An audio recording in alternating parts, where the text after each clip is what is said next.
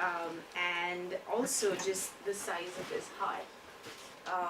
And you know, I was like spunky, possibly punk, anarcho, hippie, if you were to categorize me, from India.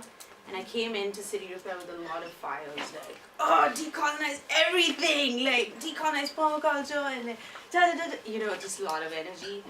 And over the years, I started out more, you know, doing community projects and like nudging in closer, primarily because I would say of this person's modeling of a leadership style and inhabiting a culture that I think is really beautiful and healthy. It's collaborative. We always embarrass each other because it's fun, and also that we integrate the harder feedback and really meet people where they are at. And so I've always felt welcome, even though sometimes my analysis may be a little like be critiques or, you know, kind of edgy in some ways, bringing in diversity and stuff like that. I've always felt like there is space for my unique collaboration in this culture. And I feel like that more than, you know, he's an amazing orator. People are like, yeah, I watched a presentation by Mark Lakeman and I was crying and my life changed. Yes to that as well as like, you know, just this, for real. We didn't tell you to bring tissue paper, but it's okay. We'll figure it out. That this is the kind of class where we are. But it's true. I'm just saying the truth. So he's poetic, both in actions and in words. So it's like really my honor to introduce Mark. Woohoo!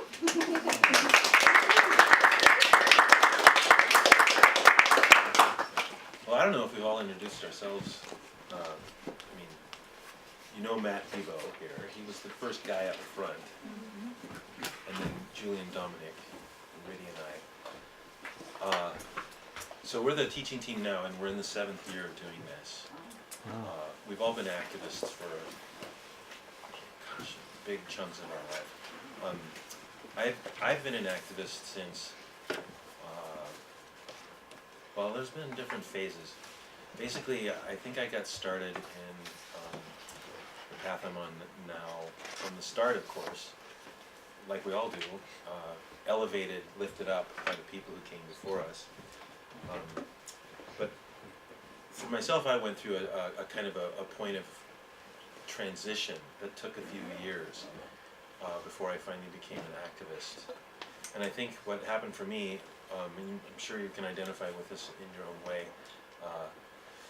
I kind of went as far as I could into what I'd been told was, you know, an admirable way to live, a career path. And it turned out to be like a really dead end, a really dark place. Basically, I was working in a corporate office, design and planning office, architecture and planning office, and that was my education. And both of my parents actually were architects, so they were sitting there conditioning me to be their little Frankenstein child, to be their little architect kid. And so that's what I am now still, kind of this Frankenstein placemaking, really. But you know, you were conditioned by the society too, and you've kind of gone along and sort of noticed things along the way, and probably run into all manner of contradictions, because they're everywhere in this culture. They're everywhere. Learning along the way things, you know, seeing quotes from Bill McKibben or Gandhi, or you know, any number of stellar individuals along the way who've encountered those contradictions and challenged the systems of those contradictions along the way, and then, you know, challenged them on behalf of their sense of community with us. So, and invited us to have that sense of community with ourselves and with them too. I wasn't there yet though, but in this huge office downtown, we were designing the Bank of America building at the west end of the Morrison Bridge. And it turned out one day that we were all participating in this huge cover-up of a toxic waste, a huge amount of toxicity underneath that building. And that wasn't a big deal to me at the time. What was a really big deal was that everyone was joking about it and laughing about it. These government inspectors that we'd just been meeting with were paid to leave the meeting and just leave everything and forget that it ever happened. And the vice president of Hoffman Construction was sitting there laughing about how routine this was. So I was really upset, and that was my point of departure. I went back to my desk after the meeting, and just it wasn't the same anymore. Whatever I thought I could accomplish through that career had kind of come to an end for me, because I'd already been seeing enough stuff. But I remember sitting in that meeting and just thinking, gosh, he doesn't even know my name when he's talking like this. And here I am wearing a tie and I have white skin, so he feels safe enough to be able, like that we're all just going to be in on it. Because after all, we don't care. We're just here for money, right? To clock out at the end of the day and have enough to pay for our life. There's all kinds of issues swirling around, that I'm still not aware of, but there was plenty more that I wasn't aware of back then, regarding things like privilege. But privilege is a very two-edged sword, You're in this system that is in so many ways contradictory to the interests that you have as a human being, as part of the larger life force that we all, that we're all part of. So I quit that day and traveled for about 7 years. Basically, I was so upset. I just went around from one native culture to another just saying, could you tell me what's wrong with me? Could you tell me what's wrong with my people? I was so upset about what I had seen. I was like, this can't be who we're meant to be, to not care about the fact that we're, leaching toxicity into the river that then is consumed by the fish and then comes up onto the land and then goes into all of the species that feed off of the land. This can't be who we are. So I went around asking questions and had many extended conversations, but everybody wanted to talk about cultural disruption and colonialism, and more than anything, they wanted me to look in the mirror and realize that I was a villager too. This is what he said, this is what this one person said in particular. I was like, please tell me what you can see. And he's like, and I'd been crying, I was apologizing. I was like, I'm so sorry for what we've done to your people. I'm so sorry for what we've done to your story. And this guy's like, you're the one with the problems. At least we know who we are. It'll really help. If you want to really figure out what you can do to help the world, first of all, you have to figure out who you are. And, talking about our conquered people. Like, we think we're Americans and we took this land, and that's a true story. But at the same time, we're like sort of part of the froth of a tsunami of colonialism and forgetting that has swept across over to the Western Hemisphere. And it's an old story, but this person's like, you need to go home, stand in a street intersection, look at how all the lines are long and straight and flat. Like, where did that come from? Walk a block and see that it's the same. Go to another city and town and see that it's the same. And here I am in the middle of a rainforest with this so-called pre-industrial person. This was a group of Mayan people that had sort of isolated themselves at the onset of the Spanish attack, trying to keep their culture alive. And they've been in there for 500 years. And I thought I was there to just kind of study what people are like who have never been conquered. But what I ended up being told was my own experience by someone who had kind of been part of a group of people trying to keep their place-based, intergenerational, absolutely sustainable, rather cosmic, frankly, culture alive after all this time. And here they are explaining to me what it's like to live in my neighborhood. And I studied the grid in planning, but they never helped us understand that there was a social impact on the people who were being forced to live in the colonial grid. Living in squares, we talk about getting out of the box all the time and thinking outside the box. We really don't tend to realize that we're living in a pre-digested landscape. We live in neighborhoods without thinking about, unless you're a sociologist and you've been reading some of the studies, it might not occur to you that because you live in a developer's mind, what a banker is willing to fund, that there's a connection between the fact that a few people have designed it all and that there's no gathering places where you live. Like, we literally, in our country, we literally have the fewest number of community gathering places of all first world nations. And because of that designed isolation, we have the highest rates of crime. I mean, just to begin with, misunderstanding or feeling isolated. But then from there, all of these aberrant expressions that play out in terms of crime, violence, murder, rape, theft, and that's just kind of getting started. Because we feel alienated from each other, and it's weird. it's weird to live in a country where our crime rates are like 10 times higher than other countries that are just as old as we. But we're unique. We're the first time in the history of the world, this country, when the grid was imposed on conquered people, and the gathering places that our people would have ordinarily created have been omitted from the plan. And I'm starting off talking about this because it's the beginning point for urban permaculture, to realize that you're in a framework of disinvolvement and lack of participation and the absence of networks. Because all of that is what we try to engender through permaculture. You know, you try to do that with planting in permaculture. You try to do that with creating relational landscapes of abundance. But with urban permaculture, where we are now, it applies to human relationships as well. And inevitably, it applies to our attempt to change institutions and assumptions so that everything becomes more relational. That's the goal. So engendering relationships is really the urge that underlies permaculture. Engender mutual benefit and relationship between every life force, so that everyone starts to realize everything starts to be able to help each other to thrive. So that's what I heard. Revillaging. I saw so many villages where intergenerational communities were thriving, and when people were in a place and could work and live together, they had the best chance to be resilient, like to care about each other, not just to work and then have food, but to work together and not just have food but love at the end of every day, all of it getting stronger and stronger and stronger. So when we talk about decolonizing, we're also talking about like trying to come, not in the Luddite sense to return to something, but to restore the essential basis of our nature with each other and the world. So Matt wanted me to be sure, though, to assure you guys that we have that extends to the way that we teach too. We're not here to just, like, I'm talking at you right now, I guess, but that's not the nature of the course. We're here to be with you, and we respect you coming in. We know that you have all kinds of life experiences, and we want to hear your voice. We want you to know each other and have more friendship as a consequence of this. So we really want to deconstruct the idea of the classroom as just being a place where people are passive. Sorry. Emphasize, deconstruct the idea of what a classroom is. Yes. That's a malevolent ringer there, you go. Spock versus Kirk. Yeah. Okay.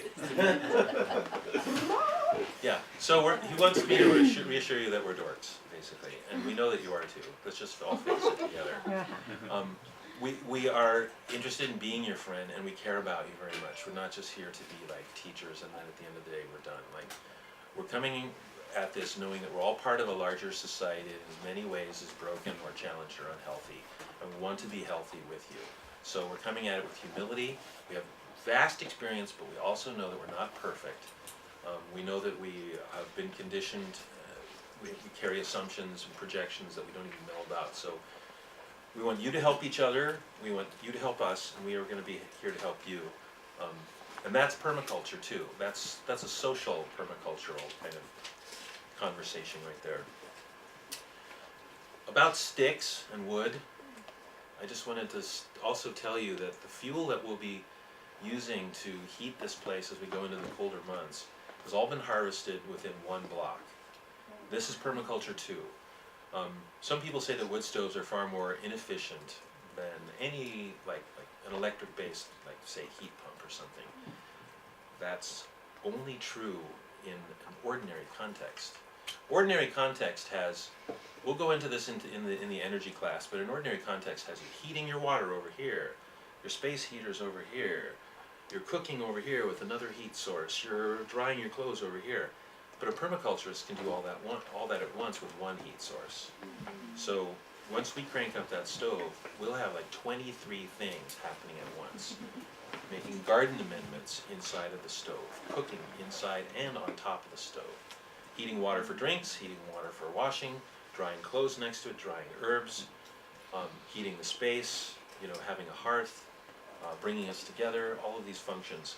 And that's what we do in permaculture. We're looking for like ways to make things not just efficient because you've brought all these things together and you've created all these benefits out of one heat source, but there's just to get into the practice of thinking how you can make your life easier by having everything happen so easily at once. But to harvest things within one block means that I also, the benefits start before we even crank up the stove. I have an intimate relationship with all the trees on my block. Like, I know what's happening with them and how they're doing. I can talk to them even if I feel like it. But like, I gather this along with other people in the house, and I set it aside all through the season, drying the wood for the coming winter. I am interested in disconnecting from war. I don't want to heat this even with electricity. I'm not interested in burning coal if I don't have to. I'm not interested in having a heat source that involves transportation systems that are based on petroleum, because that's connected to political systems and war as well. I mean, I like the fact that somehow that's connected to jobs, but I happen to think that we need to work a whole lot less hard. People are like, we gotta work real hard. I think we actually have to stop doing a whole lot of work and stop doing the stuff that's destroying the world and start doing the stuff that fills us and heals the world. So anyway, about the fuel we'll be using. We start off by reducing our impacts before we even burn a stick. And then there's all these benefits. Of course, not just about thought and talking and abstract notions. We're going to be doing stuff. This is like one of the primary tools of the permaculturist. Serious permaculturists. If you see somebody like downtown walking around like this, you know, with one of these things like this, you just know they're a permaculturist. They're ready to prune at a moment's notice. Let me at that tree. It's kind of like the bling of permaculture, and you can have the wrong kind. There's a little bit of like sort of some issues around that. I think it's important just to have a pruner within 10 feet. That's good enough. But if it's like a $5 thing from a garage sale, I will not give you a problem. But supposedly you have to have Felcos. So this is a style issue. Felco pruners. I've actually had people go, oh, it's not a Felco. So the student got me a Felco.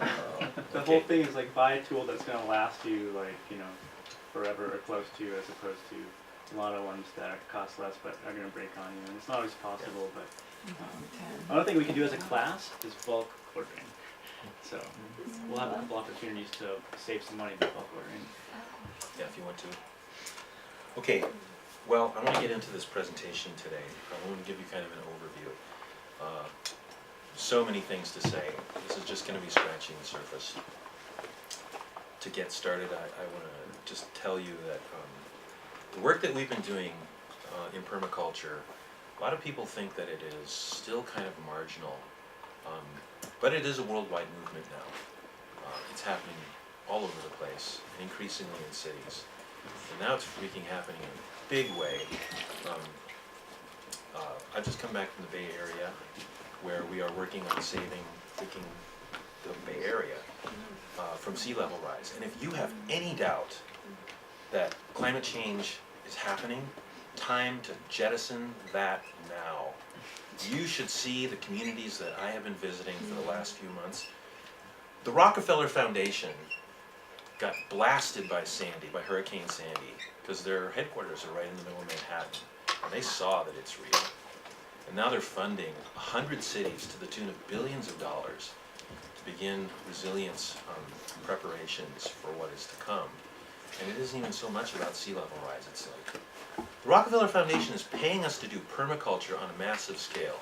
They're like, can you please transform the entire right-of-way of the Bay Area, all freaking whatever, how many cities there are, so that we can grow food, so that we can have gathering places, so that we can revolutionize the political system. Like, there's 10 teams from around the world that Rockefeller is paying, and they're just roving all over the Bay Area, because the Bay Area is like, this is our best hope for creating a spectacular transition project that will inspire all of these other cities to begin to transition as well. This is like this perfect condition where sea level rise is threatening everyone. and especially communities of color who have been intentionally, over and over again, located in floodplains, surrounded by toxicity, toxic waste dumps, horrible, sort of situations emitting toxic water and toxic air, where babies are being, raised. It's terrible. And Rockefeller is sitting there funding this, and all these cities, all these municipal managers and elected officials and planners and community members are showing up as the 10 teams are moving around the bay, and they're like, please help us, we need ideas, we're stuck. The bureaucratic systems are so entrenched, they're stopping each other from doing anything. So they want us to propose ideas that break laws, break rules, break the mentality that has created the unsustainable condition to begin with. So yeah, sea level rise is absolutely happening, and before it even gets much worse, the stuff that we're seeing with the climate that's just getting crazier and crazier is going to continue to disrupt growing cycles so that our food supplies will be threatened. And not long after that, economic systems will be threatened, and certainly social instability and political kind of collapses are very likely, even before the danger of rising water is that big a deal.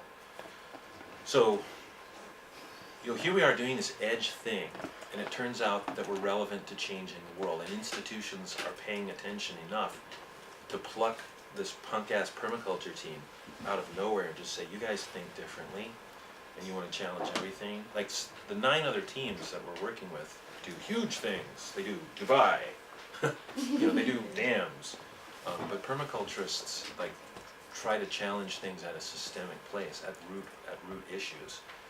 So all of the other 9 teams need our team to help them figure out how to engage the culture, how to activate people. Right from the beginning, we're seeing all of these things about their systemic approach that can be improved.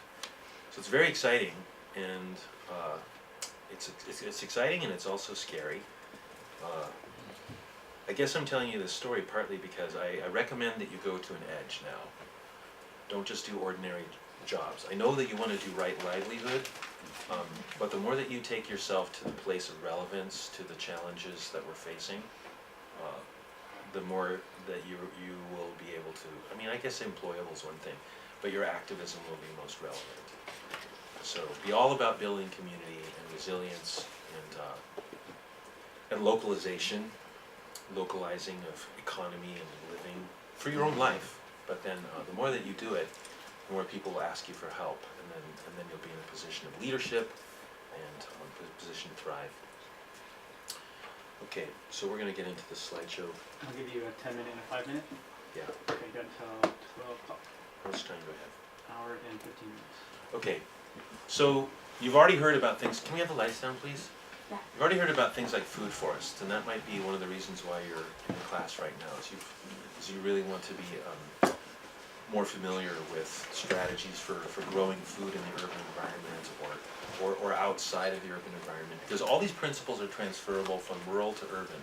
It's just that everything gets juicier in the city, because as opposed to how permaculture has been formulated in books and taught for years, basically assuming that you the student, have an access to a lot of land. In the urban condition, the land that you have access to is where you are, but it's also everything around you if you have relationships with other people.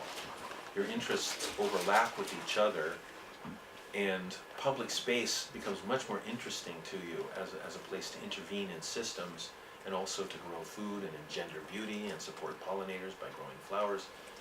But the ultimate thing about urban permaculture is that everything is a community building opportunity.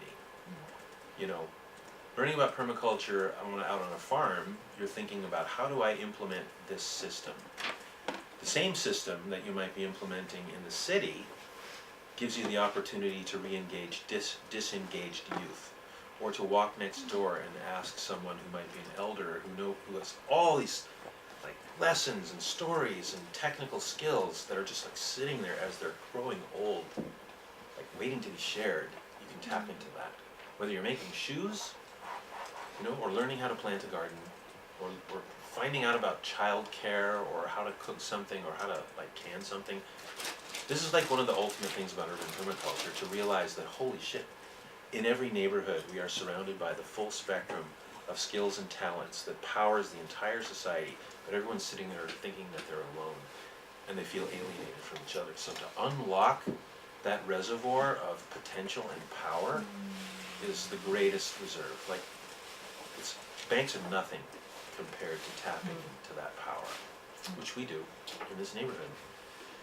So I know what we're talking about. But food forests are one of the things that people are most excited about when they hear about permaculture. Here you see an example that we did several years ago that came into maturity about 3 years ago. It's you can see that what we have here is a microclimate. We're shading sidewalks. We're shading big glass windows.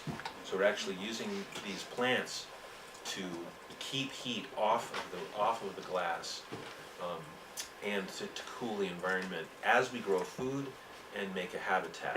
We're learning a whole lot more about this as we get into food forest design. But here you see we've mapped out 84 varieties of edibles, and there's basically 6 layers stacked vertically of all kinds of things happening there, from luscious edible ground cover to actually mushrooms. Like, we're growing mushrooms in the urban environment, and above that are smaller shrubs that are edible, and then larger ones, and then dwarf trees, and then a few larger fruit trees, and then vines, champagne grapes, white seedless grapes, and also kiwis, and of course hops you can do this with as well, easily. Anyway, there's 6 layers in this food forest of productivity, all within a very small bit of land surrounding this office in order to protect it from direct heat gain during the warm months when you have deciduous vegetation. So this is one of the reasons why you're here, and this is one of the things that you'll be learning about. You'll be able to take these ideas and apply them to larger scales. This is a very large farm project that we designed years ago called Our Table. It's out in southwest Portland. You can find out more about it at ourtable.org. One of the really exciting bits of this story is one of the founding employees of Microsoft took a permaculture course and then realized there actually was a constructive form of activism that he could direct his millions and millions of dollars toward in order to help save the world. So this is this super localized food system based on permaculture, not far from here. And it also includes this multi-family farm village here in the lower image, made of straw bale and cob, all of them passive, so they're heated by the sun. We can do this in this region. We can generate electricity on our roofs, as you know. We can certainly generate hot water almost all year long, even when it's cold.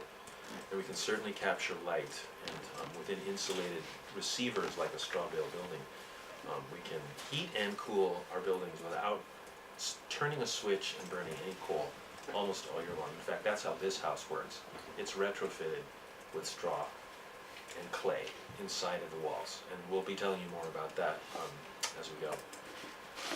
So within the dialogue that's happening in the permaculture community, we're still figuring stuff out. Basically, permaculture is not new, it's quite ancient. There's new aspects to it, new ways of understanding it, and we're learning all the time.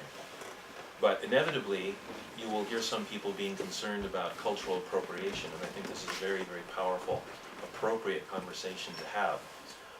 There are those that are concerned that permaculture, because it was derived from Bill Mollison and David Holmgren traveling the world and observing and interacting with native people, basically ideas, principles were gathered in order to help our unsustainable culture transition to a more sustainable way of living, and that's a very short version of the story.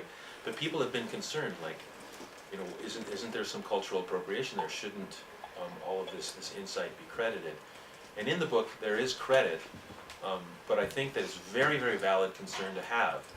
Whether or not it applies in this case, it's still a very important concern. But I'm focusing on this for a second because I invite you to consider that this is actually coming back into a system of knowledge that is your birthright.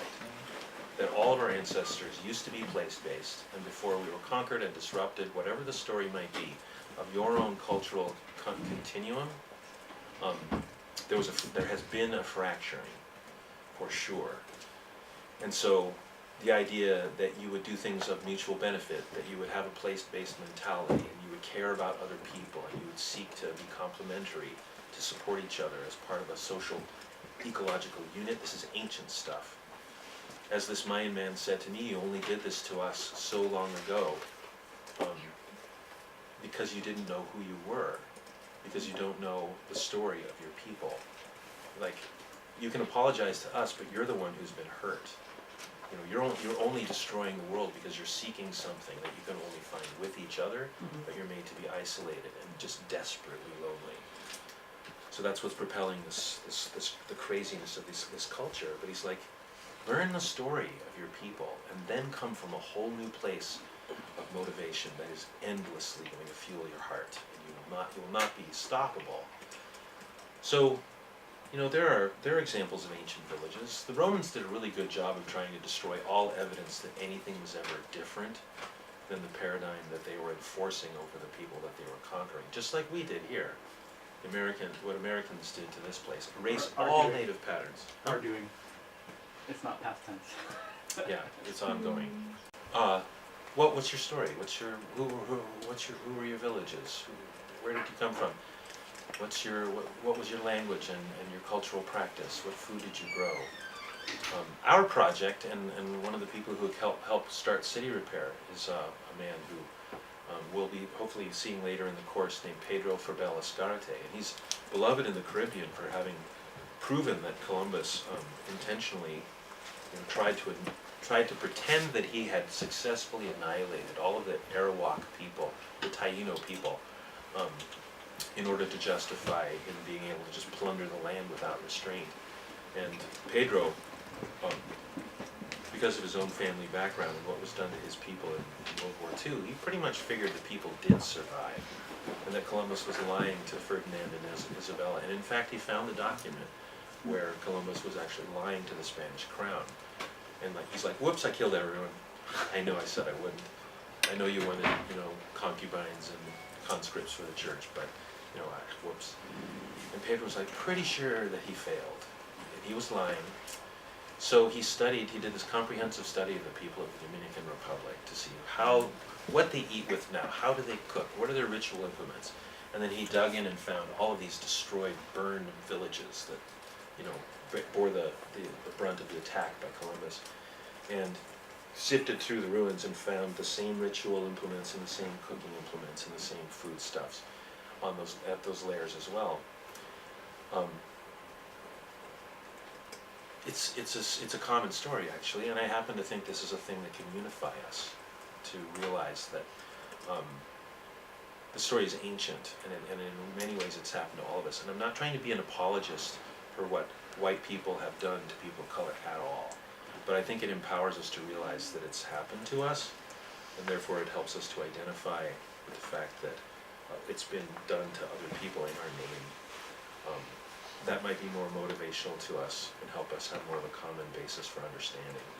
My mom goes to Sardinia and studies the ancient pre-Roman villages that litter that landscape, litter that island. In fact, Rome doesn't really want people to think about or hear about Sardinia. It was so close to Rome that they didn't bother to go over and build city-states because they wanted to use the whole of Sardinia as a farm. So they never went over there to destroy the 6,000 multi-towered, vertical, megalithic villages that are on that. It's like the Disneyland of archaeology. To go there, it's like, here's this huge multi-towered village off to the side of the road, and you ask someone, like, what's the name of that thing? They're like, I don't know. They're everywhere. They're everywhere.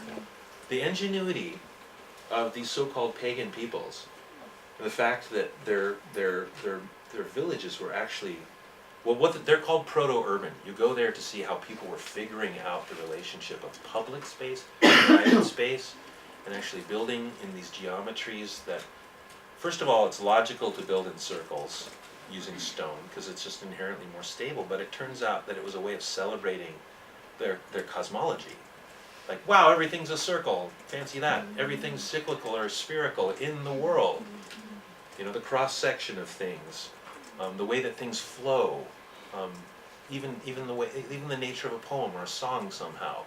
has this regenerative aspect in it because it comes back upon itself. So they notice this stuff, and they would create these sort of integral statements. This thing up in the upper left here is a proto-piazza, but it's solar. Like every one of these is aimed at the sun. When I walked through this landscape and my mom was explaining it to me, I was both inspired, like, wow, ancient peoples figured out passive solar design like 3,500 years ago. And then I was like, wait a second. It was only in the 1970s that it started to become a household word. Like, what the hell happened to us since that, through that whole span of time? How could we not know, you know, that somehow paying attention to the sun will fill our living spaces with warmth and light? What happened to us? Okay, well, there's answers to that question, but it's inspiring to know that this is what we do as a proclivity. We do this stuff because if we're able to be in a place with each other, telling stories, you know, and co-generating food and cultural expression, that we'll just do this. It's just what we do, just like we just speak. It's hardwired in us to do these things. So to account for the story of unsustainability, you just have to look at the fact that, you know, you come within this living, you come into the cradle. This is Portland, Oregon here. This is what it looked like.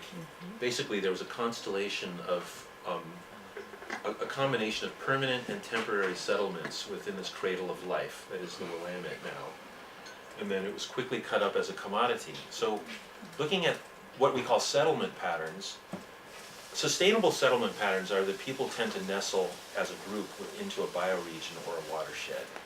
They kind of know that there's some distinct boundaries that form the extent of their concern. The things that affect them within that watershed are all kind of related. That's pretty obvious. But when, and then there's some kind of regionalism in that can exist for thousands of years. People mythologizing the landscape and understanding their integral participation with it.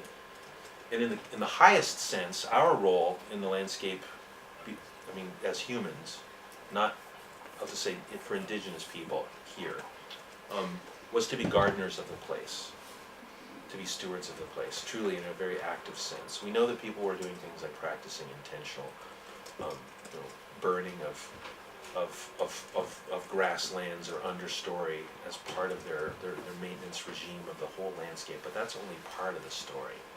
To be worshipful of the landscape, to be appreciative of it was the pervasive mentality.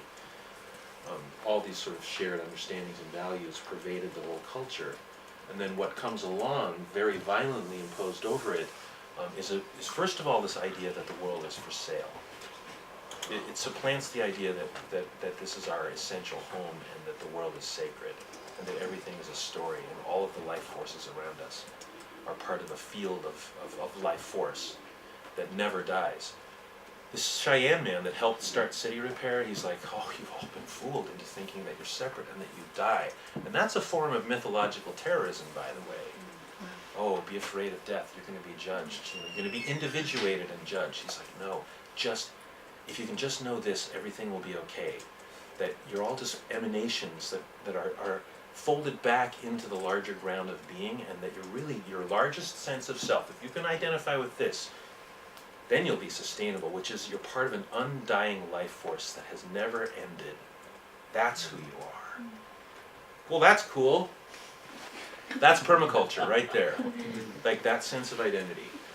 But here this is, where we are, Portland, Oregon. 96 neighborhoods now, not a single public square in any one of them, because we live within the colonial grid of the United States. South of here, those of you who have traveled to see Mexico and everywhere down to Tierra del Fuego, has a plaza. Same grid. We copied the Spanish grid, but we whited out the provision for the plaza. That's why Portland's public square is only about 30 years old now. 32 years old because of that fact.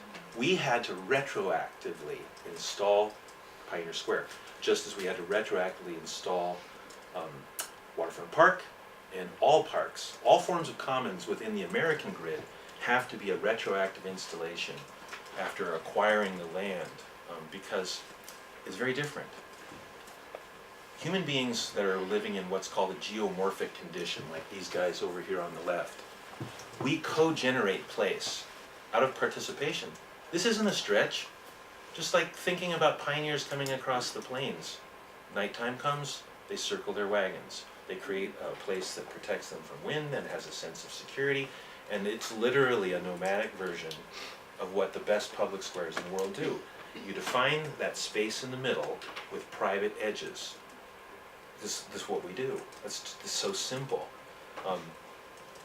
So it's not like, I mean, you'll read in the paper sometimes, some editor from the Oregonian maybe will say, oh, well, if you're trying to account for the fact that there's no public square, it takes a while to get around to that. We're a young country. Freaking no.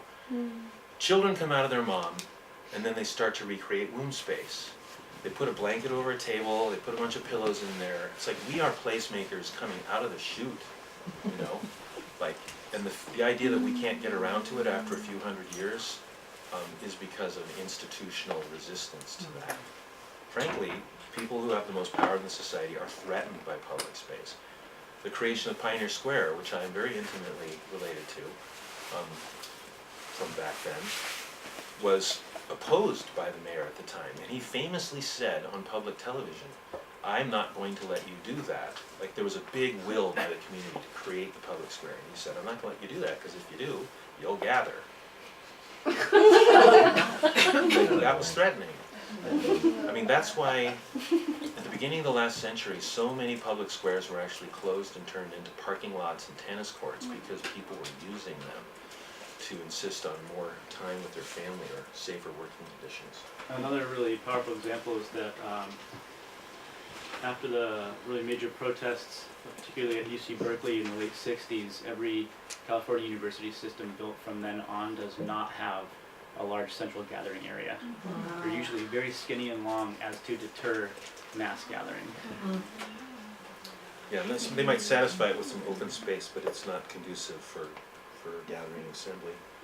So what we're looking at here is this mentality that imposes itself. Like basically, here's another way of understanding our reality. The military comes in to erase indigenous villages, and then they become the property-based ruling class. Like the reward for doing that is to own vast tracts of land. Have you ever wondered, like, how is it that George Bush has 150 houses?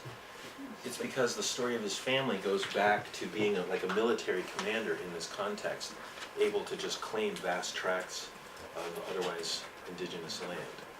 So our social inequities are actually rooted in the process of westward expansion, at least on the west coast and in the Midwest. I just want to boil permaculture down to a really simple notion, though.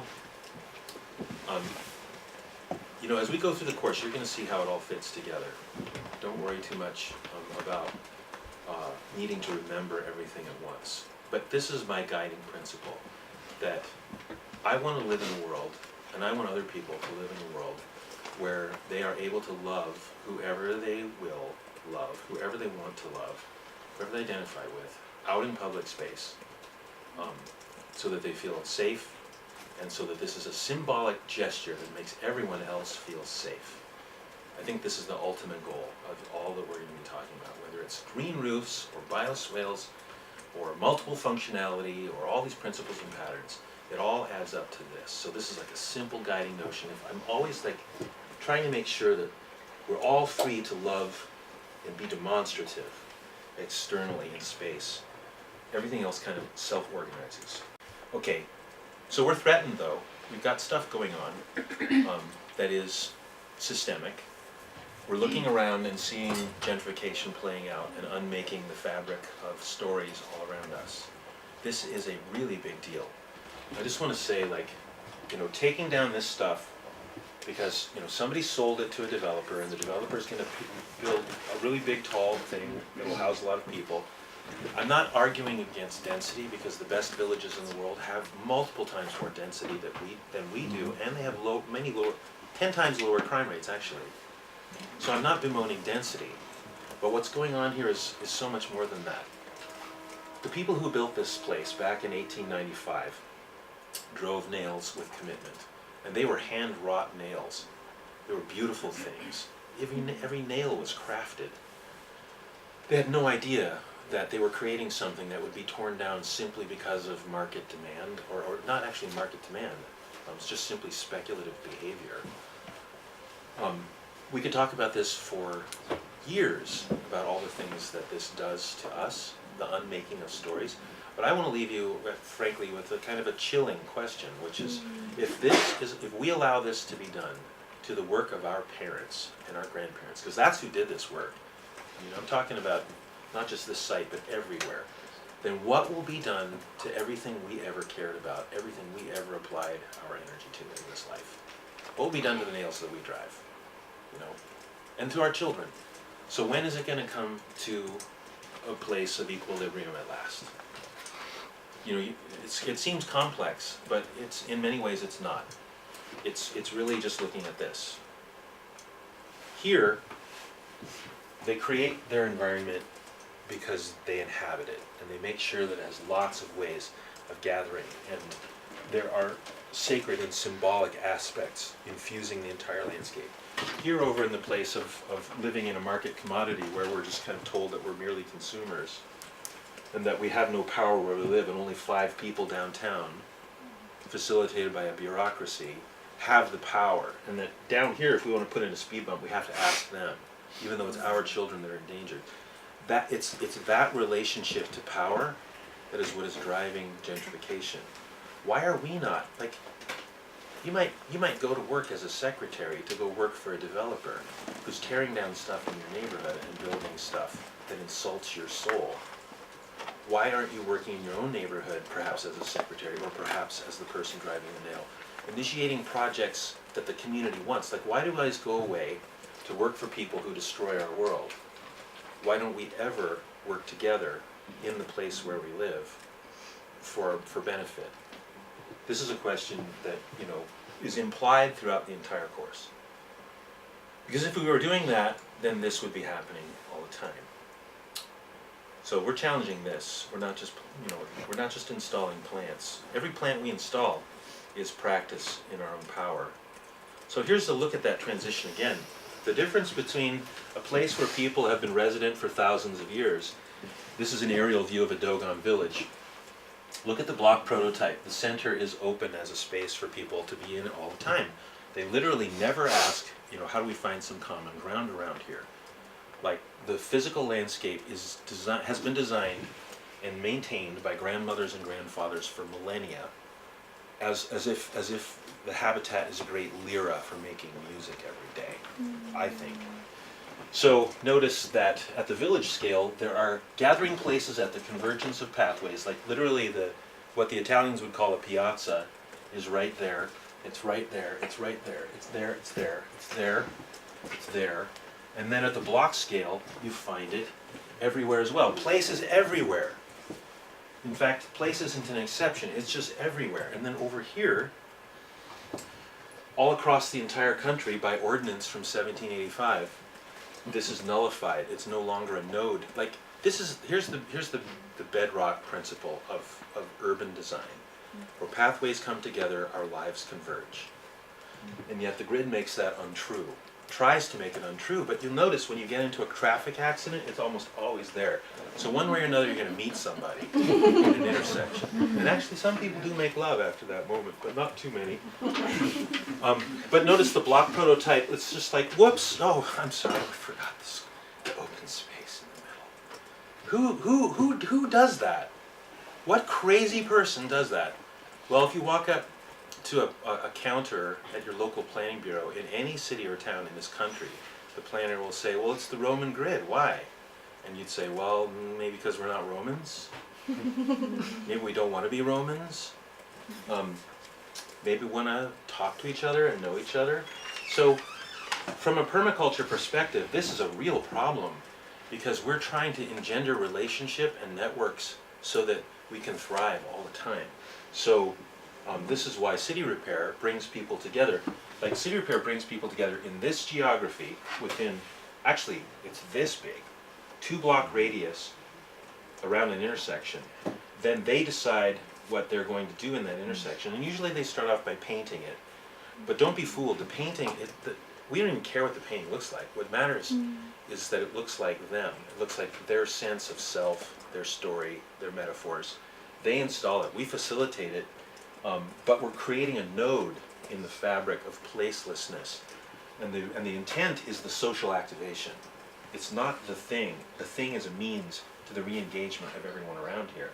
And then interestingly, if you watch for a little while, all these yards start to become gardens, fences come down, and they re-relate the landscape around that spot. We'll be showing you more about that when we go on a tour later today. The difference though here is this sustainable culture has what you call democracy, meaning that this is the demos, that's the social unit of democracy at the grassroots scale, and they are engaged not just to vote and then go back to work.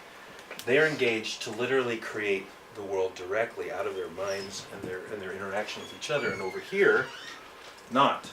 You know, we leave here to work elsewhere and we come back here. And that's just the start of the diagnosis. So, you know, you might be driving around the landscape and see like this sort of thing. This is like saying to a bird that there's a nest ahead, but really all they're trying to do is sell you a sandwich. You know, you pull into here, it's like village, it's such a nice word, I can relate to that, maybe I'll get some soup. But it's not really a village condition that's happening in this place at all. And that might not seem like that much of an insight, but I swear, drive up Southeast Stark Street sometime, out to Gresham pretty much, and you'll find even like Stonehenge apartments. They're starting to get desperate at that point. They're like, human beings, surely they'll be attracted to Stonehenge. You know, or you'll see Village Square and it turns out to be a laundromat. Like people or plaza, and it's a dentist's office. I mean, plaza, that's the Spanish word for public village square, pretty much. You know, so place words are very powerful and they're used to attract people. But they mean something. Yeah. Okay, so people are like, why is this happening? Where did this come from? Joseph Campbell tells us, he's passed away now, but he was probably the most influential and beloved cultural comparative mythologist in the world, and we all became kind of aware of him in the late 80s when Bill Moyers interviewed him as part of a series called The Power of Myth. But he explains that the rise of the aggressive city-state had proceeded long before this particular issue, but something accelerated when the priesthood of Marduk, the war god of Babylon, decided that they wanted to consolidate all power into themselves, and therefore they needed to eliminate all the other god figures in what was thought, you know, in what was really the pantheon of the gods of that culture. And this is according to Campbell, who calls this the urban god. This is the prototype of the urban god to this day. This is the rise of monotheism. Before this time, people saw community in all things. They saw relationality in all things. That there would be multiple figures comprising the field of sacredness. That was pretty much I think a worldwide way of perceiving. But these guys decided like, no, everything is embodied in one particular figure. So they literally burned the temples and killed the priesthoods of all of these other gods, consolidated their identities and powers into the war gods. So at the same time they needed to consolidate the origin story of the Euphrates region, reconsolidate it because it was a problem. The understanding at that time was that Tiamat, the goddess, was the world. She wasn't a metaphor, she wasn't elsewhere. You literally were standing on her. And as opposed to that prevalent point of view, the priesthood of Marduk said, no, we need to reconfigure that and vilify the concept of the goddess in order to justify expansionism. So basically, everybody, actually Marduk is the one who created the world, and he had to kill Tiamat, who incidentally is a dragon, in order to dismember her and then make the world out of her. So they actually inverted the prevalent mythology, created this consolidated god figure who was inherently misogynistic and violent in order to justify colonialism and just an expansionist, endlessly, regimented culture. So it seems that the city-state, as it's organized, and as we inhabit it to this day, it was the expression of this was the grid itself. but also the consolidation of power, and then even the controlling of how we perceive of God. So ancient stuff. But it doesn't all stem from there. This kind of stuff emerged contemporaneously in China and also even in South America. Here we are looking at the city known as Chimu, the Chan culture, which was an incredibly intense and aggressive culture that was regimenting its society and consolidating power. So it's not like it all stemmed from one place. It's a really interesting thing to think about, that patriarchy kind of generated almost at the same time across the world in different places. So one of the metaphors that you're going to hear over and over again in permaculture in this class and through the years is this idea of mycelium. Mycelium is kind of this living, intelligent fabric that underlies the forest floor. And out of it comes the mushrooms that we eat, but the mushrooms are just fruit of the intelligence network of mycelium. I'm talking about mycelium because villages actually behave like, human villages actually behave in many ways like mycelial networks. Everywhere where the fabric overlaps is like a piazza. Information, nutrients, and moisture come into that intersection, and then for one reason or another, somehow, like if a plant is distressed and it needs more moisture, it will actually be redirected at that node and sent over to the plant. So as an intelligence network, it's actually trying to make sure that everyone in the forest network has its needs met. It's an intelligence, a form of intelligence actually, and one of the biggest life forces in the world, I think, is this. So bringing this up in the context of colonialism, because the ultimate model of regenerative design actually comes from nature itself as a living system, and it's expressed through our behavior in the places that we love to go visit. Like we'll save our money to fly across the ocean to see places like, you know, ancient villages. And why we're so attracted to them, I think, is because we identify with this kind of place much more than we do, than places where people don't even speak to each other. This is the essential diagram of geomorphic villages that human beings love to create. The idea that the pathways kind of change is because they're adapting to the geography. It's not like the grid that's just imposed. We love to travel pathways that rise and fall. I mean, this is why you go to some ancient village and you just don't want to leave, because everywhere you go is a pleasure. You come around a corner and space just unfolds, and you come into a field of light where people are interacting. Perhaps there's a market or something. Yeah, like check out the Japanese gardens, for example. That's just one really potent example of that. Yeah, beautifully. To really like showcase the world, like reveal to you the beauty that is inherent in the world. If you're having any doubt, like whether or not you can identify with this, a lot of the people in this room, surely are from Western, even Eastern Europe, and have some Celtic ancestral threads in you. I just find it absolutely wonderful to look at this and see that there are many of the same elements as in a Dogon village that I just showed you. That aerial view of an African village corresponds in so many ways, even architecturally, to these buildings. So similar in their attitude, and then in the way that the public spaces are created as circles between homes as well. So again, about the difference. Where we live, with these boxes, you might go outside of the city and think that you've left the box, but orchards are all on lots. I mean, the lines as they're drawn in the colonial system basically lay everything out as a saleable commodity, right? And then it starts off as an agricultural use. The use might change. You would change the trees and maybe grow cattle there or something. And then the use changes because you've got more population arriving, so you create these little repetitive units. Lizzie Magie, this brilliant young woman at the beginning of the last century, invented the game Monopoly as a way of helping Americans to understand the implications of the National Land Ordinance of 1785. I don't know if you've ever heard of the National Land Ordinance, but there are 4 major documents that form the foundation of agreements for this country. And we are only taught about the last 3. The first one that those 3 fit into. And let's say the 3 are the Declaration, the Constitution, and the Bill of Rights. But they are complements to the National Land Ordinance that came before which was when the Roman grid was mandated, and the essential political and economic structure and our relationship to the land was also formulated. So, and you can find that under National Land Ordinance or Northwest Land Ordinance. And interestingly, you'll see that there's actually anti-racist stuff in there. I believe that slavery was actually prohibited from even happening. But of course it didn't turn out that way. But the grid was successfully used. And she created this game. It was initially called the Landlord's game. You could also call it the game of Dominus, which is the Latin word for Lord. But you know, you go around and around, and every time you go around, you collect a little money in order to keep going. But the only form of commons here is a jail and a parking lot. She's trying to point out that the commons is utterly controlled or designed out of existence.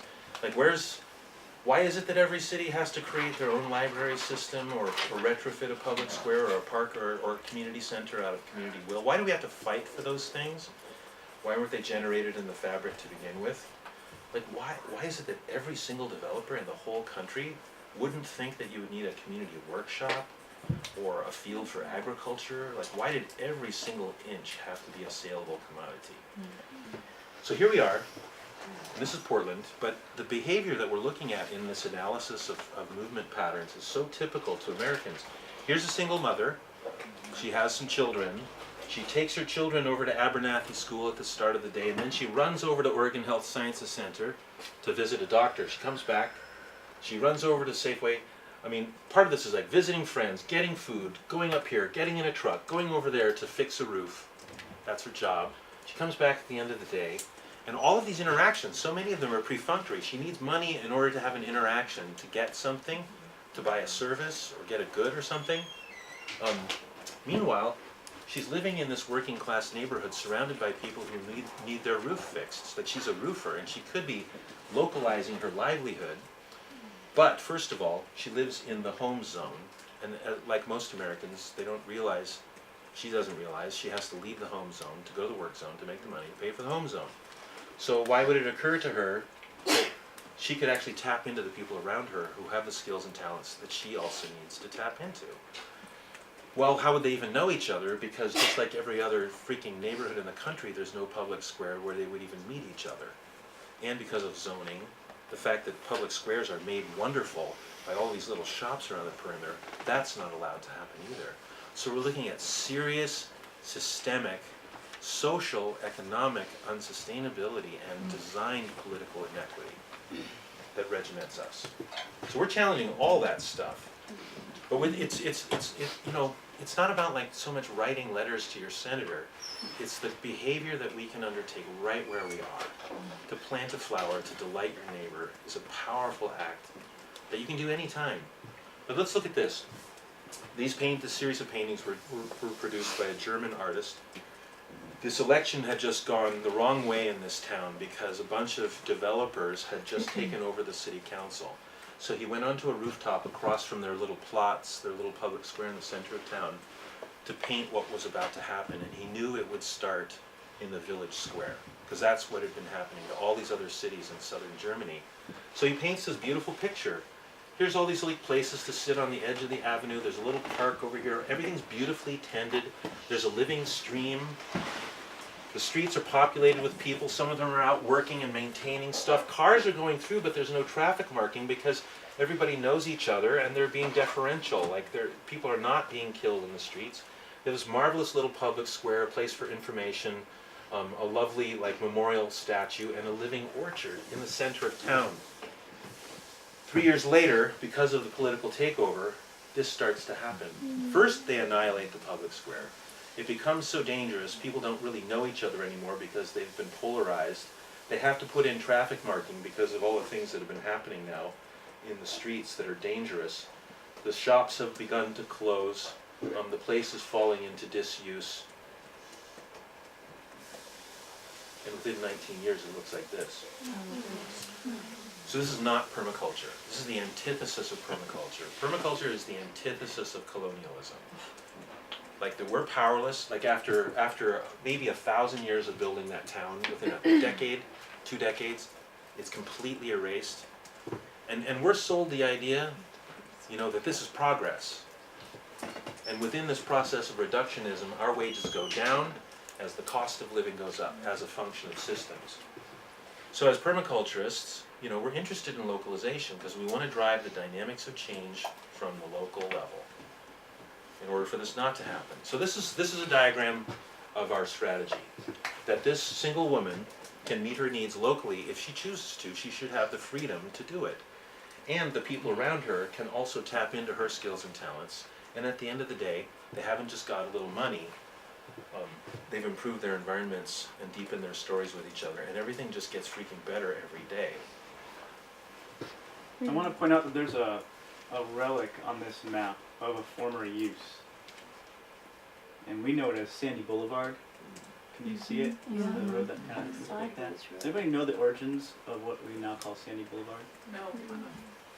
The trail. Yes. It was a trail for getting from the Willamette River to the Columbia River for native fisher people. That's the short history. Dissenting line. Yeah.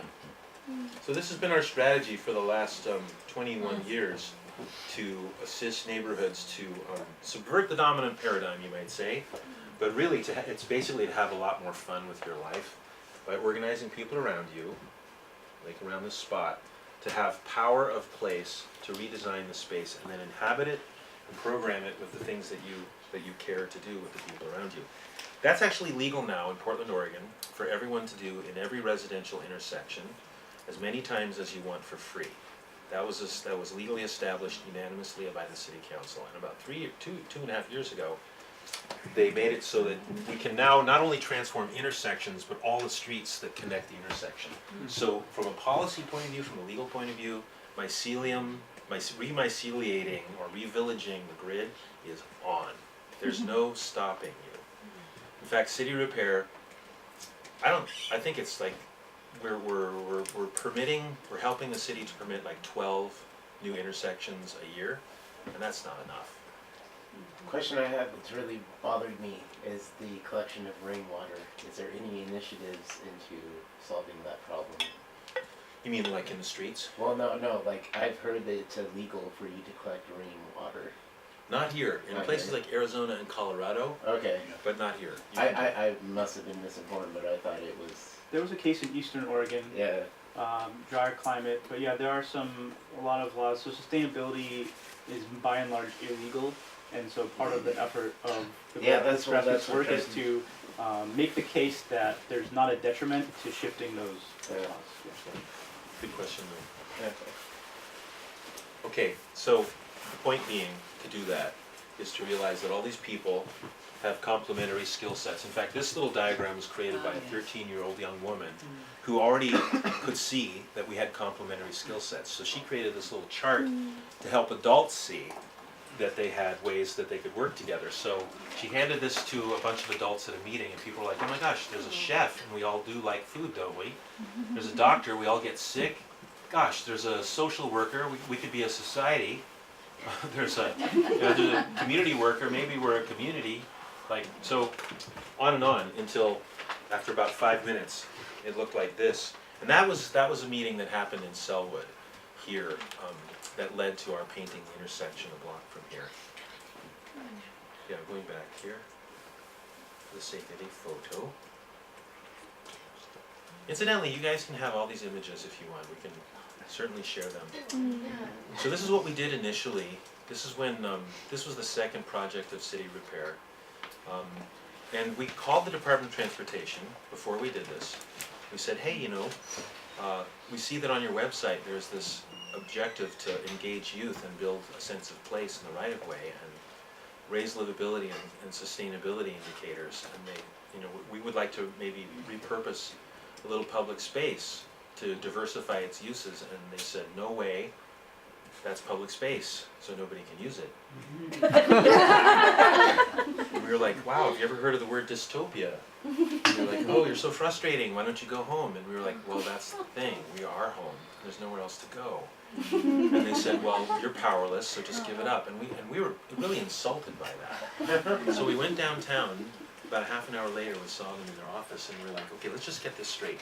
And we're talking to these 3 transportation officials, we're like, you've never even come here in your life. and we live here, and like we're working for like 30 years to pay for a house, and you're saying that we have no power where we live, and you have all the power, and you've never come here. And they're like, duh.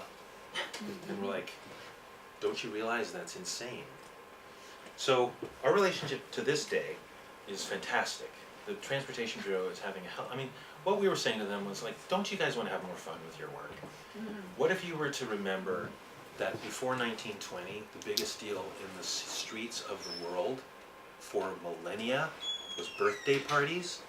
Like, yeah, we had wagons and horses and stuff, but before the federal government mandated that streets were just for cars, and they invented the crime of jaywalking, jay is another word for pagan. A person from the country, like a jay was a person who just walked wherever they wanted. So jaywalking, go ahead. I just have to say that I actually went to jail for failure to appear on a jaywalking ticket. Just Yeah. put that out there, that actually happened. Well, now you got some. Because I wasn't paying attention. Yeah. In an empty, and there was no one else except me in that car. Yeah, and they made you, they gave you the ticket, even though there was like no danger at all. Literally no. Yeah. Yeah, it's a way of consolidating institutional authority for sure, especially to regiment public space. But before 1905, 50 people a year died in the streets of the country, and it was because like a box of apples fell on their head or something. By 1920, with the rise of the automobile, Kansas City and Cincinnati, Ohio, both tried to pass ordinances to mechanically restrict the limit of cars. Like some lever you'd have to push if you're in the city that would keep you from going over 25 miles an hour. And at that point, the federal government, basically persuaded by the oil and automobile industry, passed sweeping legislation that just said, from now on the streets are just for cars. So no mother of any child ever got to weigh in on the idea that literally thousands and thousands, or even 1 million miles of public right-of-way that used to bring us together for celebrations and for birthday parties, where every mother could see their children playing outside of their house safely, suddenly was only for cars. Like the enforced social isolation of that act has affected us in incalculable ways. And I love to think about this actually, because I think it's going to bring so-called conservatives, liberals, progressives together when they realize what has happened to us all. And you know, talking about issues like this, I remember a conservative man in Northwest Portland saying, you know, by God, what good is freedom of assembly without a place to assemble? Big freaking deal, big unifying issue. If we start to get a grip on what has happened to us institutionally, you know, like, this is about common ground, literally. So, Just quickly, I watched a documentary where the mayor of Bogota, Colombia, took cars off the street because over 20% of people had cars and gave them back to the people, and the crime rate went down. yeah, amazingly. Yeah, and in Curitiba, Brazil, the mayor there just said, okay, as of now, this is going to happen, and within like 1 day, they had done all this placemaking in the streets. They painted the streets, they brought in picnic tables, and they just re-inhabited the space immediately, which is very permaculture. Let's just do it right now. You know, you're always being told, well, you know, we're going to have a planning process, and we'll have to have some budget set up, and then some authorities will have to figure out the codes, because everyone could get hurt if we do anything now. So permaculture is just like, now. Let's get going now. Because once the energy of the community rises, I mean, pretty much primordially, we need to move. We can't sustain our interest in something if it keeps getting deferred. So when we did that intersection painting, we built the world's first 24-hour solar-powered self-service tea station. A little kids' clubhouse. Yards got turned into gardens, and this little like pavilion. This is all out a block from here, right? Just a short distance away. There's so much to say about that project, but the city council saw the spectacular success. There were all these surveys done. They discovered that 96% of the people living within 2 blocks were actually like happy. You know, like, are you happy? Are you very happy? 86% were very happy, 10% were merely happy, 4% weren't sure if they were happy. And the city council was like, that's 96% of Portlanders happy in one place. That's crazy talk for Americans. You know, to like have that much shared point of view. So yeah, common ground. But I mean, big surprise. They had all been working on it together, so of course they would love it. But we created this little map of the 96 neighborhoods, and we just put a sticker on each neighborhood because the city council was asking, like, where's this all going to go? What's going to happen to our society? And we said, all we know is that people are going to start, if we can pass sweeping legislation that enables people to create their own vision of who they are out in the streets, we don't even know where they need to go. We just know that the people in every neighborhood need to figure out this issue for themselves. And while we're at it, here's the most juicy thing of all. Rather than having to fly across the ocean to see an ancient, like, medieval village and think that's awesome, instead take the issue to a whole new level. In our time, when we're embracing equity like never before and cultivating an appreciation of diversity, and we're becoming new people, what does public space look like then? You know? Like they say, like, you know, my Italian architecture professor said, there can be no nature in public space. Like, that's a really old-ass notion, you know, where nature and humanity are separate. What does it look like in a culture that is so much more grounded in an appreciation of nature? Okay, so we noticed that the Oregonian wasn't telling the story of what had happened, our local revolution. So one neighbor had an old broken truck. Gosh, right next door was a mechanic. People were growing bamboo in their yard. Everyone had rugs and pillows and forks and saucers and cups. And together, for $45, we rebuilt this truck and created this mobile public tea house that exists to this day. It's called the Tea Horse. It means tea house. But it traveled around and around the city. All of these different places were visited, bringing people out to, like, basically have free chocolate cake with each other. And then we unified the city with people holding hands around the city. This was called Hands Around Portland. And you can see they're spanning the Hawthorne Bridge here. And then we also went across the Ross Island Bridge, and we went across the Broadway Bridge, different bridges with each event. When was that? That was in 1997, 98, and 2000. Yeah, we celebrated Earth Day 2000 by doing that. So, but this is something we never showed the city council, which is the secret master plan. We call this the sacred napkin of world peace. And it's really just another way of saying act, you know, think globally, act locally. Except from a permaculture point of view, you're like, oh my God, now that I understand ecological systems, I know that all we have to do to engender systemic change is intervene at the nodes. Just like you intervene in an intersection to make it conducive for people to meet, whole cities exist within these fibers of communication and political systems, economic systems. The cool thing that you can know as a human, as a permaculturist especially, is that the most powerful thing in the world is a story, and we love stories. We love epiphanous, beautiful stories. So all we realized, all we had to do was transform Portland and then pump out stories throughout the rest of the network to inspire people where they are, because we can't do what they can do where they are. We can only do what we can do where we are.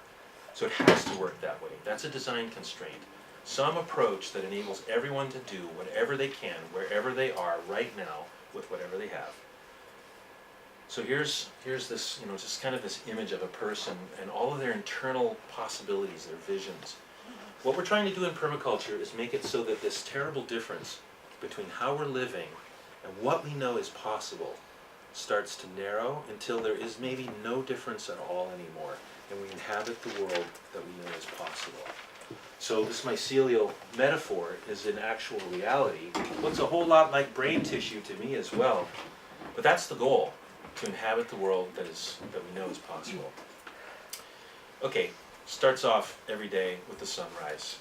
Like, I personally, I wake up, I sit up in bed, and I'm just fueled from the start of the day with an abundant mentality. Like, yes, gravity's working again, still working. Draw a breath, air is free. I realize my body is a gift of love. It came to me for free. My capacity for language was cultivated out of love. I have thumbs like everyone else and ears. I've got this common culture I can tap into. Like, I start off the day just seeing the fertile abundance around me. That's my favorite. People are like, what's your favorite thing about permaculture? It's the culture. It's the culture of people like saying yes to each other, go, you know? You don't see that all the time, and that's not natural. People love to affirm each other and cheer each other on. But they don't do that if they've been taught that they're separate and their interests are separate and I have to be better than you. The coolest thing about the villages I visited as I was traveling is that the children living in a place, especially this Lakeman Maya village where it was, the children are like monstrously powerful. Like they're cultivated from the start of their lives to be relating to the landscape, to be part of social networks, like part of co-responsible village, part of families that are intergenerational and all the members are still there. So powerful. So I think it's our nature. That's not an artifice. And once you really get there, I think you don't really have to work to sustain it through meditation or yoga, although that helps. I think just to like see, you know, that there's so much around us that's a gift. So we've become a culture of yes, I think. We don't know it yet. We don't get help knowing it. Like the Oregonian doesn't really point out to us all of these. Like the Oregonian, like when will it publish a list that tells us we are the only city in North America that has met and exceeded the Kyoto protocols for carbon reduction? Should remind us. We have the most dog parks. I think that's interesting, but that comes from citizen will. We have the most polite drivers, according to surveys. Like there's less road rage here. You almost don't hear people honking most of the time. There's all these ways that we're deferential. We're even treating each other differently there. We have the most microbreweries of all cities, and that just means we're having a lot of fun. Because nobody's organizing that as activism, like more microbreweries, yes, more, we must, save the world. No, that's like pleasure after all of our as a strategy for watering the perimeter plantings. Let's bring the sidewalks into the center so it becomes a true piazza while we open up the perimeter and water it with curb cuts. And all these adults were like, well, that's a freaking awesome idea. Like they were, somehow we become healthy enough for adults to listen to a young woman and say yes to her. So what she did was save the country bajillions of dollars, billions of dollars across the landmass. Every time people put in street swales, like they're propelled by her initiative, like she spoke at the right time, the right moment, had the right idea. And you know, it's such a simple thing, just slice the curb, lower the ground, plant the right plants, and handle the runoff. So, beautiful. That was a few people creating systemic change by creating a prototype or a model. These folks that created a way forward for raised planters, it's now legal for everyone in the residential zone to install raised planters in order to have urban agriculture systems.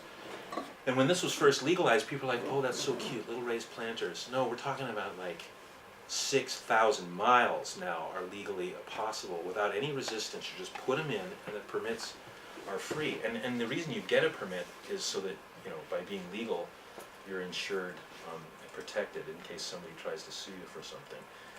So a little cooperative arrangement of the city, like they want us to grow food and they make the permit so that they can help protect us. It didn't used to be legal to grow fruit and nuts in the right-of-way, but a few activists got it legal so that in a grass strip that's around 6 feet wide, you can actually do this, and then have, you know, be augmenting your food system by growing food right where you live. I don't know if you've heard this because the Oregonians never announced it, but it's now, you can now do this. Like it used to be that they would say it's public space so nobody can use it. And then we got it legal to be able to install little free libraries and all these interactive little kiosks and benches and stuff. And then they said, okay, well that's so sweet and it's never getting vandalized and you're engaging a lot of kids, so we need to incentivize this. So the permits are free, but you have to get a permit. Now, you don't even have to get a permit. You put it in and you are automatically permitted and insured just because you've done it. Like, that's where we are in the state of things in Portland, Oregon. And there's a lot more coming besides this stuff. You can put in trellises, you can put in raised planters. In fact, you can even put raised planters out in the streets. In that case, you have to get transportation to work with you on the design. But, you know, you can put in pollinator support, you can put in food, you can build covered bike parking facilities, you can have solar-powered kiosks, in this case made of cob. Did you know that it is legal now in every residential zone to install community composting facilities? Everywhere it's legal now. Benches freaking everywhere. So, you know, I've been yammering on about the absence of place. The thing is, there's 3 huge layers that we know of for sure that hamper community resilience. 1, the absence of place. Therefore, if that's absent, also the absence of stewardship culture that then takes care of and engages youth in that space. So that's missing. And then the social cultural rituals are missing. like the barn raising is missing. Like that's the thing that seems to have organized all of these cycles through time of cultural development, where people would come together in a cyclical way to join their strength together and do things of great common interest. Fantastic. That's missing, and that's what we're trying to recreate, is the effect of the barn raising. So here's your commercial break. Okay, this is a photo of my mom's. She's basically a cultural investigator. She goes around looking at ancient pre-colonial, pre-colonized villages. And here she is down deep in a well, looking up at the surface in northern Italy. And the point of this picture is like, it's basically, yeah, it's a beautiful thing. But you're looking up at the surface, and there's two double helix rampways that come down so that donkeys can come one way to get water with these satchels and then bring the water back up via another ramp. And then these windows bring light into the ramps. But the point of this to her is like, look at what people used to do before they were conquered, when they realized that they had something in common with people who weren't even born yet. And they were willing to like hack through the rock with picks, like before explosives, you know, to get down through the rock so that they could get water reliably, even in case of extended drought. My mom like brought me to this place, and she's like, young man, you got to realize that the way we've been taught to think about ourselves is not accurate. This is who we have been for so long, and who we still are. You know, if you open a door for another person, or you even care to listen to them, that's what a villager does. So this was done just a few months ago, and it's, you know, gosh, I think it's an awesome thing for a community to get together and say, yes, love in the streets, a kaleidoscopic heart, you know, to agree to that, to share the money, to buy the paint, to close the street, to sit there and have food, and then celebrate and dance on it afterwards.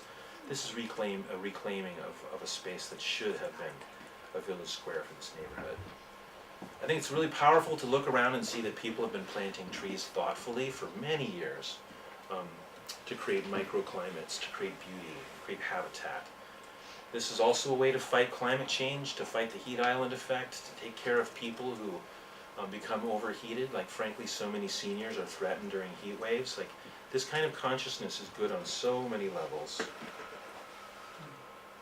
In permaculture, we say it's important to taste the fruit of your efforts. Like, get stuff started and make sure that you receive some kind of return. So these are some goji berries in a food forest planted not too far from here. Like, this is just a few minutes of harvesting what somebody put in the ground, you know, took a few minutes to do. And you have this perennial production ever after. In fact, we should say this today, you know, there's this phrase, from being the designer to the recliner. It's not quite that simple, but with perennial production, the idea is that you plant it and then it kind of does the work and produces for you, and it's very different than annual production that takes so much more work. Here's a case of getting a lot done all at once. So the second floor of the city repair headquarters when we first moved in was really, really hot upstairs, and the day after we painted this climate change fighting white reflective paint that's designed for roofs.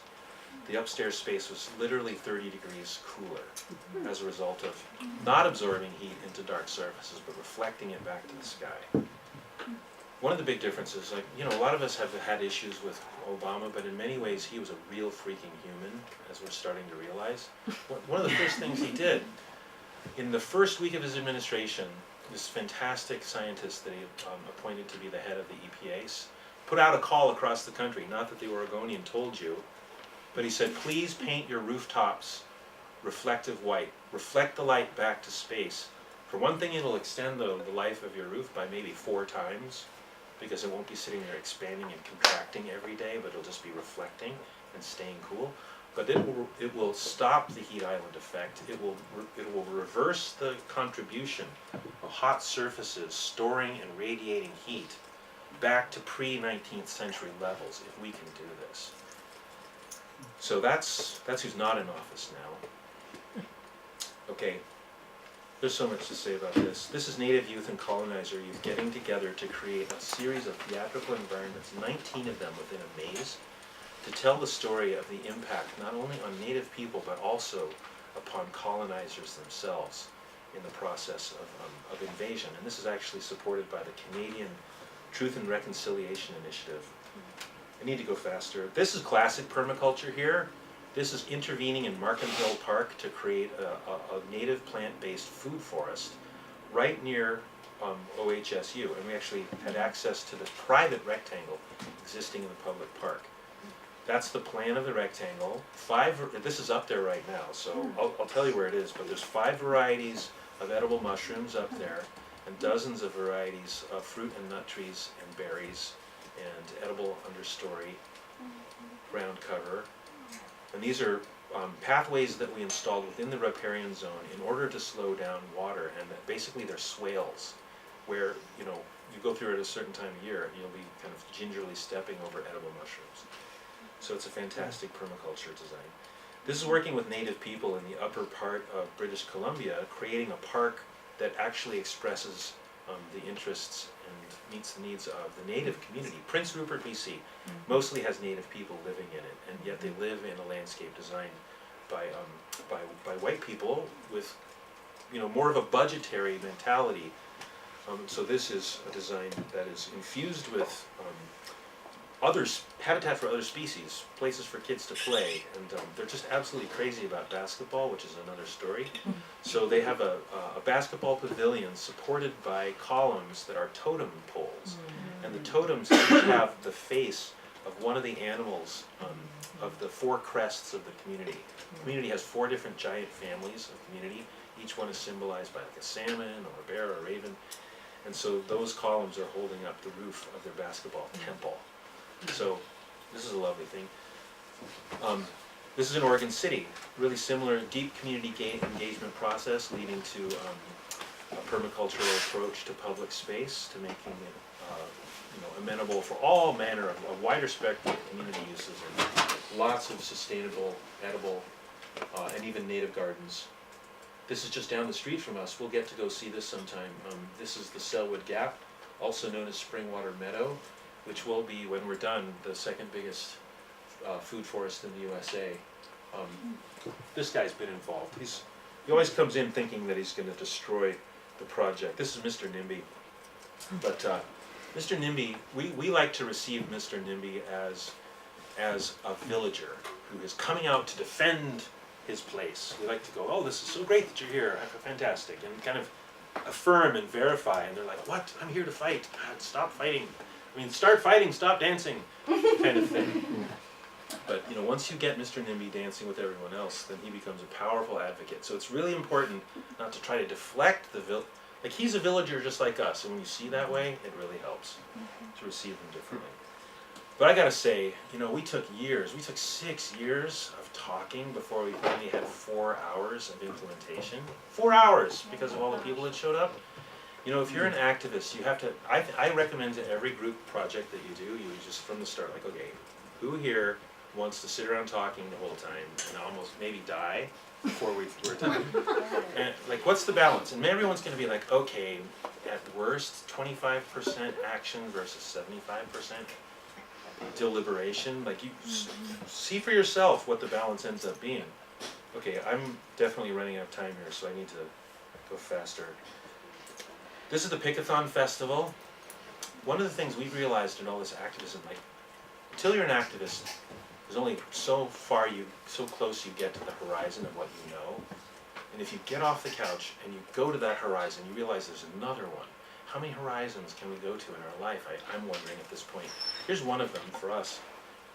I notice as an architect, I design stuff down to the nail. Engineers have to decide every freaking nail. Spontaneity that we used to enjoy, to just pick up a tool and pick up a material and alchemize it into this beautiful, like, direct creation, has been interfered with layers and layers of bureaucracy and permitting processes and funding. So we go out to the Pickathon Festival and we build massive environments made of sticks spontaneously. Like, people just are like, can I please join branch crew? Can I please come be like a bird, please? Like, to pick something up and feel its heft, join it together with another thing and fix them together, but like out of your will and your perception in the moment with no discussion, that's serious human behavior right there. And then the musicians on this stage, they're like, oh my God, I heard about this place. You know, and it isn't, I think what they're feeling is just like, you know, musicians jam, they improvise. Cooks do it. People that improvise can find new things and like express stuff in the moment. But when you walk into an environment that is also conveying that same spontaneity and love and joy, like look at this. People were laughing as they were doing this. There's all these little metaphors like piano keys right here, or ladders, or actually DNA spirals are kind of coming out of the top of it. You see that as a musician, and you're just like, oh my God, I'm surrounded by music in this form, you know, this spatial form. So that's why they love this place. It's the spontaneous, asymmetrical aspect of it. Oh, here he is again.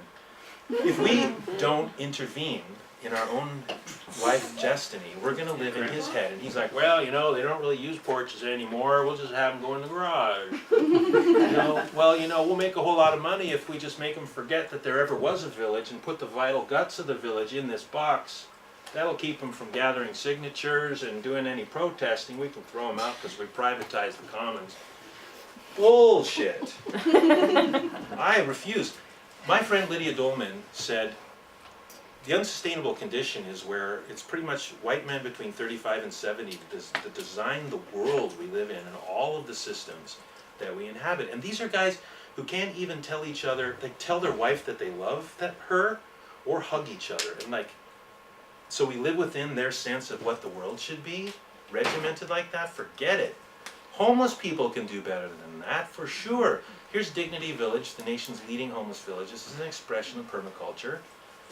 Okay, so a lot of people need to, like, they can see this and like, okay, I can see it's good, but tell me the statistics. All right, we can.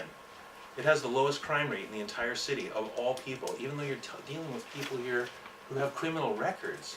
They come in here and they get a little democracy. It starts to heal them as people. They have the lowest carbon footprint of all. They're completely car-free. It's the most walkable and talkable landscape of all. And it pumps out people to go back into the society as more functional and healthy. Even leaders. We now have a tiny home code and a village design code for homeless people in the city of Portland. Incredible. Like a village run by saints. Like, I'm homeless, but I can't go off getting a job because there's all these homeless people I gotta take care of, even though I don't get paid. Like, you've got 20 basically Gandhis down there taking care of other people because they can't stand that other people are vulnerable. So every night they've got 80 new people coming in who need a place to sleep. And they take care of them and they're not compensated. Here's Portland State University students designing a village only for women called the Kenton Women's Village. And then we invited, working with these, City Repair working with PSU basically, engaged 14 huge corporate architecture firms to design and build, well, not all of them were corporate architecture firms, some of them were Jerry, to build these tiny home pieces of an overall village. So this is a Kenton Women's Village. This thing has blasted through the paradigm of creating homeless villages, and now this neighborhood is able to say to every neighborhood in the country, what are you doing for your most vulnerable women? Because we're housing the women from our neighborhood, the women who are living in the streets or are basically suffering domestic violence. Here they are, we've collected them together. This is a vision, this is City Repair's vision of a future Portland. Absolutely re-inhabited by the people who were here the whole time. Revegetated in order to meet our needs as locally as possible, so as resilient as possible. If we run out of oil, if systems fail, we're going to be okay because, like, so what we're showing you here is what we can already do with all of the ordinances and all the free available permitting processes that are there now. The hard work has been done. Now all we have to do is build community and plant. It's like this. Oh my God, where's the village square? It was supposed to be around here somewhere. Pow! A few potlucks later, everyone's like, hey, I feel so fucking happy. I can't stand it, I'm gonna pop. You know? But instead of like flying across the ocean to visit Venice, just realize this is how simple it is. Where your pathways converge, there should be a commons surrounded by everyone meeting their private interests by coming to the edge, and everyone comes in there and just swirls, building community every day. Like, they're not saying, hey, what's the meaning of life? Because they're inhabiting the meaning every day. It's ridiculous that human beings are the only species in the world that lets developers build their landscape. Like, do you think a fox would ever put up with a developer fox that's coming in and saying, hey, I've got a great idea. How about if I sell your den to another fox for a big profit? You can go live in a trailer in the middle of Arizona in the meantime. Like, no way would a fox put up with this. And cliff swallows, that's impossible. Like, you have to be a cliff swallow making your habitat in order to even be who you are. If you had a developer cliff swallow come along and say, oh, I can do this so much better, it'll be so much more efficient, they'd get the entrance in the wrong place, they'd make it a bunch of boxes, and the cliff swallows would all get fat and they couldn't fly. Like, you know, we have to be integral with our environment. Here's human beings out in the streets taking this huge selfie back at the beginning of the last century, and nobody's getting killed. Like, there's no cars here. The ordinance to restrict our access to the streets is not existing. So you see markets happening here, you see all these different activities totally inhabiting it as a community, and this is how it was for thousands of years. So that this kind of thing didn't have to be a rarity, so that, you know, there would be a place for grandmothers and granddaughters to see each other in the eyes and transmit the songs and stories of the people. That's the basis of a regenerative society, and that's what we're concerned about with in urban permaculture. We want benches everywhere. If you try to propose a bench in so many neighborhoods, you're going to hear isolated people say, no, you fools, if you put in a bench, people will sit there. We're so acculturated, we'll defend our isolation, damn it, that's all I know. But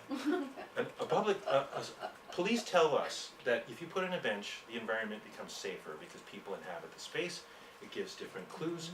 But fundamentally, a bench is for grandmothers to have a place to sit as they're carrying food from a store to where they live. And Italians sing this song that you need at least 3 places for grandmothers to sit with each other, to tell stories and be present as witnesses, or else the rest of us will go crazy.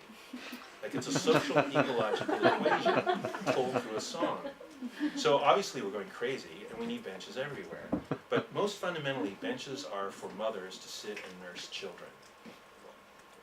Like, look at this. She has to go into a toilet stall to nurse the next generation of our species because we've been disenfranchised and told that we can't have benches. No way. We're going to build this. We build a society from the ground up. At least everyone here is going to put in at least 100 benches, I hope, in the next month. It's time to get crazy, frankly. It's time to just get off the leash. You know who Zorro is? Zorro's like, I'm done with this Spanish colonialism. I'm putting on a mask and I'm going to go around poking people with this sword. Damn it. Like, we're going to liberate the people and get rid of this hacienda culture.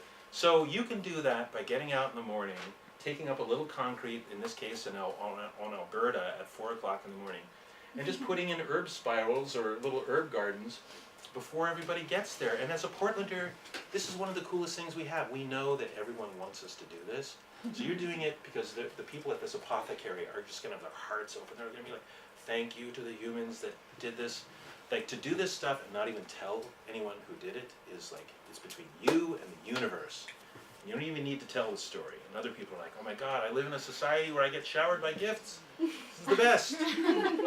You know, everyone talks about like the new society in terms of carbon reduction. No, it's spiritual, I think. Out there planting, pollinator support. Imagining urban pathways punctuated by nodes of food forests like they are in Victoria, BC. Oh, here's the rebuilding center before it was built into this.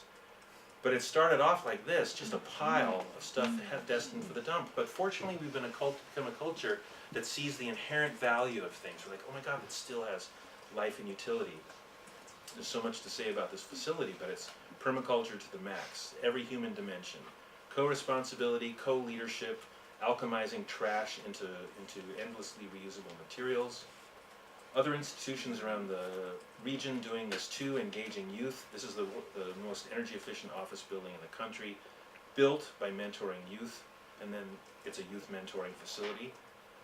All these urban co-housing facilities now involving the city government in subsidizing a form of co-housing at affordable rates, like $125,000 for a house. This is who we are. We've been doing this forever. So it's just in a way like coming back to something essential, to see that we are the village. The village systems and architecture are just to support us. We're the village. We're the life force that persists through time. oh, here's my favorite metaphor, the revolt of the Pons. So you're in this segregated society, but the permaculture activists wake up one day and they're like, oh my God, we've been in this game the whole time.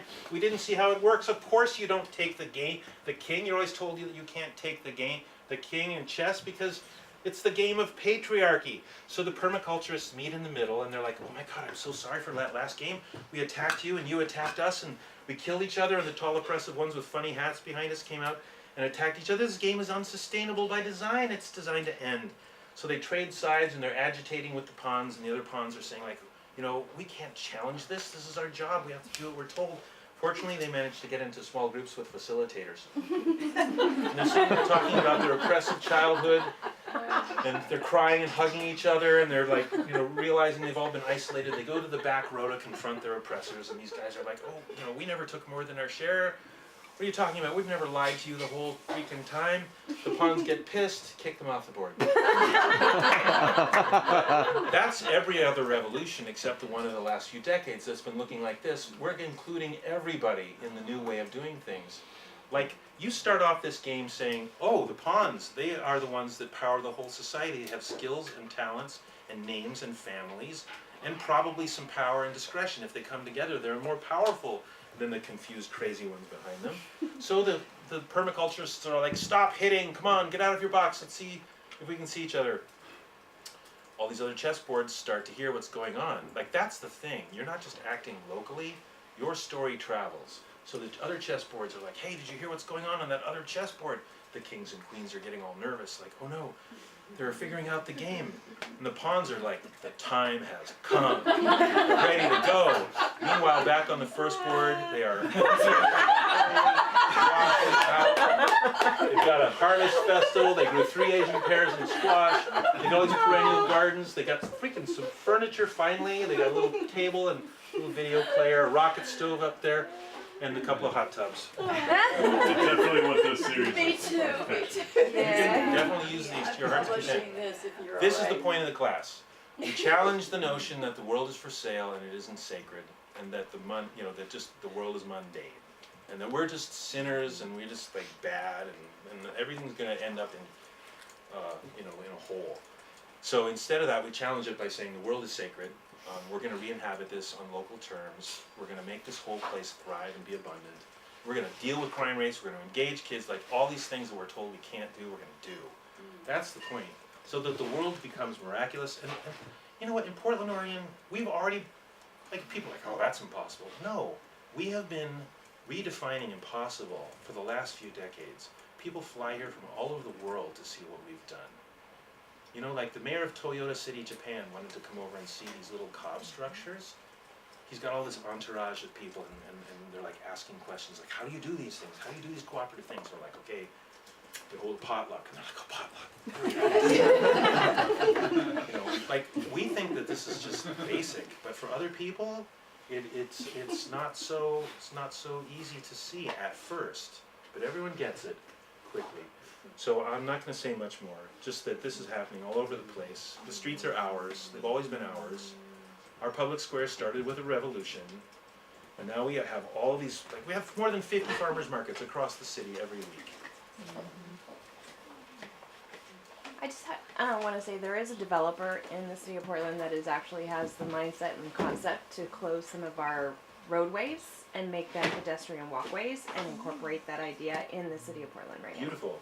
Who's that person? I'll have to look it up. I haven't. Okay, let's have a let's share our sense of that, our network. All these things we've done. You've heard of these things. Like, we're leading the country in terms of the revolution of food and music and art. And that's just coming out of us. Nobody's like, hey, let's go through the roof with our creative, like, aesthetic experience. Like, it's just happening. The most trees per person, all these urban agriculture systems that add up to being the strongest in the country. Oh yeah. Sorry.